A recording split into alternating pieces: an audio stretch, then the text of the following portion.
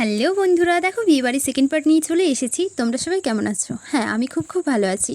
দেখো, আমি আমার মেকআপ করতে বসে পড়েছি। চলো, আমার মেকআপটা করতে করতে আমার লাইফের কিছু ঘটে যাওয়া ঘটনা আমি তোমাদের সাথে শেয়ার করি।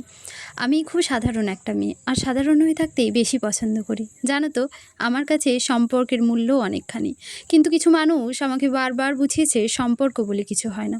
যতবার মানুষদের বিশ্বাস করেছি, ততবার নিজে ভুল প্রমাণিত হয়েছি।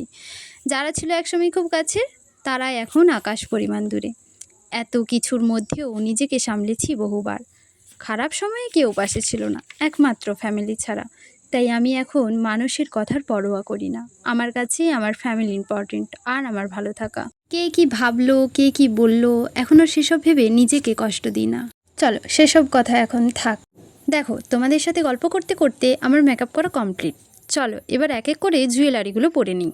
সব জায়গায় আমি হয়ে যাই লেট। মা, দাদি, বিটি সবাই আমার জন্য দাঁড়িয়েছিল। শুধু দাঁড়িয়েছিল নয়, সমানে তারা দিয়ে যাচ্ছিল। প্রায় অনেকটাই লেট হয়ে গেছে, তাদেরও অবশ্য দোষ নেই। তাড়াহুড়োর মধ্যে আমি আর কিছু করতেই পারছিলাম না। কোন জুয়েলারিটা পরবো, কোনটা রাখবো, কোনটা পরলে ভালো লাগবে, সব কিছুই কেমন যেন একটা গুলিয়ে যাচ্ছিল।